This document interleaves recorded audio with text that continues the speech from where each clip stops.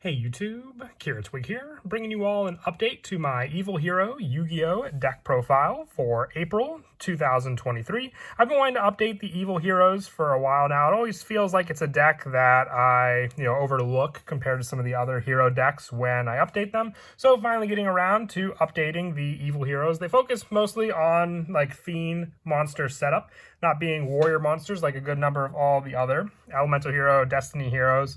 But with it, you still have a pretty awesome lineup that you can use with the original Elemental Heroes to go into some of the Evil Hero fusion monsters. So this is my take on the update, going for more of a pure build as always for the Evil Heroes, having a little bit of a masked hero engine mixed in, but with the main focus still being the Evil Heroes altogether. So let's go ahead and get started with the deck profile. So we'll go ahead and start off with the main deck monsters for the Evil Heroes, running 3 copies of Evil Hero, a Dusted Gold.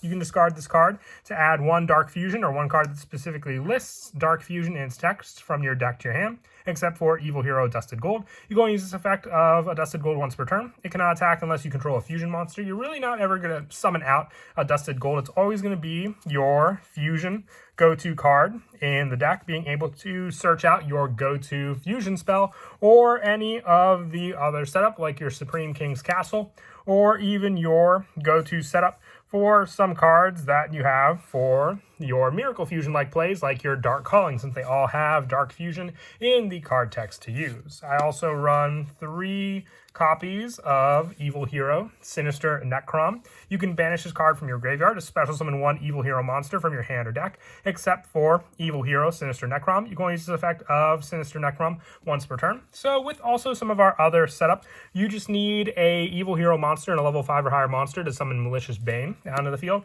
So if you use your Dark Fusion for the fusion play to get out Sinister Necrom, you can set it out in the graveyard for you then to get out some of your bigger monsters for your Evil Heroes from your deck out on the field, being that banished from the graveyard after you set it up there with your fusion play. For some of the lower numbers for the Evil Heroes, I also run 2 copies of Evil Hero Malicious Edge. If your opponent controls a monster, you can tribute this card face up with 1 tribute. If this card attacks a defense monster, you inflict piercing battle damage. So it's pretty much a generic Evil Hero monster, but still can be one of the level 5 or higher requirements for your Evil Hero Malicious Bane. And it's also one of the needed monsters if you were to summon out your Evil Hero Malicious Fiend, being more of a bigger boss monster to summon out, needing a level 6 or higher Fiend monster, and then your Malicious Edge along with it. I also run 2 copies of Evil Hero Infernal Gainer. During your main phase, you can banish this card from the field, target 1 Fiend monster you control, and it can make a second attack during each battle phase while you control it face up. And once per turn during the second standby phase after this card's banished, you can special summon it in attack position, giving you that resource back into the field, but meant to be so some of your bigger Evil Heroes can also attack for some pretty big ways against your opponent, depending on which one you may want to summon out onto the field as well. I really feel you only need 2 copies though of this card for that setup. It's more of a specific setup with your fusion monster that you want to go for, not really a necessity for the deck for you to use. With the last of the Evil Heroes that I run being 2 copies of Evil Hero Infernal Prodigy. If you control no monsters, you can special summon this card from your hand in attack position, and once per turn during the end phase, if it was tributed to tribute summon a hero monster, draw 1 card. So you can special summon out your Infernal Prodigy and then use the tribute to either summon out your Sinister Necrom, since it does need 1 tribute, or even your Malicious Edge, since it'll just need 1 tribute if your opponent controls a monster, giving you the draw at the end of the turn for Infernal Prodigy, or even just being a special summon from your hand for you to go for one of your Hero Link monsters, especially some of them like Infernal Devicer, which can help with some of the normal monster search that you may want to go for in the deck. For the non-Evil Hero monsters that I run in the deck, I run 1 copy of Elemental Hero Avian, 1 copy of Burstinatrix, 1 Clayman, 1 Sparkman, and 1 Wildheart. These are all in here just because they all are needed for specific fusions in the deck that we go into for the Evil Heroes, being able to use Avian and Burstinatrix to summon out our Inferno Wing, our Sparkman and Clayman for Lightning Golem, and then our Wildheart and Avian for our Wild Cyclone, and lastly Burstinatrix and Clayman for our Infernal Sniper. They all work very, very well for that consistency and having plenty of other ways to get our hero monsters on the field from our deck also. For the last of the main deck monsters, I also run 2 copies of Nibiru. Now, the reason I chose this hand trap is because it can be a hand trap, or it can also be a fusion cost card when you summon out your evil hero Dark Gaia, needing 1 fiend monster and 1 rock monster to make it. So you can use your Nibiru to summon out this card onto the field, and then also with your Infernal Gainer, having the attack of this card become the combined original attack of the materials used for it. And with Nibiru being a monster with 3,000 attack, you can hit for some pretty big numbers thanks to that fusion monster you summon out. Moving on now to the spells, I run 3 copies of Dark Fusion. You fusion summon 1 Fiend Fusion monster from your extra deck using monsters from your hand or field as fusion material. Your opponent cannot target it with card effects this turn, so it protects that monster from being targeted by card effects for the turn you summoned it out, and just your go-to fusion play for the good majority of the evil hero monsters that we are running in the deck. So you can have that search power thanks to the fact that you can also search it out with cards like Evil Hero Dusted Gold, and then have your fusion play ready to go. I also run 2 copies of Supreme King's Castle. You can fusion summon fusion monsters that must be special summoned with Dark Fusion with the effects other than Dark Fusion, and once per turn during damage calculation, if your fiend monster battles an opponent's monster, you can send 1 evil hero monster from your deck or extra deck to the graveyard. Your monster gains 200 attack equal to the monster level on the field times 200. So with that, you can even set up some of your other evil heroes in the graveyard for you then to banish with cards like Dark Calling for that play, getting a faster way for you to set up your evil hero Sinister Necrom in the graveyard in the process as well. I also run 2 copies of Evil Mind. If you control a fiend monster, activate one of these effects based on the number of monsters in your opponent's graveyard. If it's 1, you draw a card. If it's 4 or more, add a hero monster or Dark Fusion from your deck to your hand. Or if it's 10 or more, add a polymerization spell or a fusion spell from your deck to your hand. You have the draw power and the hero or Dark Fusion search, which is the majority of what you'll use with this card. Also, having Dark Fusion in its name means it is potentially another Adjusted Gold search with this card. And the last of the evil hero support being 2 copies of Dark Calling. You fusion summon 1 fusion monster from your extra deck that must be special summoned with Dark Fusion by banishing the fusion materials mentioned front from your hand and or graveyard. It's treated as being fusion with Dark Fusion. So unlike Miracle Fusion, you don't use the field with this card, you use your hand and your graveyard for the banish. So as long as you have that set up with some of your other cards like Dark Fusion, which can easily set them up in the graveyard still, you'll have a second fusion monster to summon out thanks to Dark Calling. For more search power in the deck, I also run 3 copies of Emergency Call. We do run a hero lineup, so depending on if you need a specific hero for your play, you can use Emergency Call to search out that monster to your hand to then go into the appropriate Evil Hero Fusion monster from your extra deck.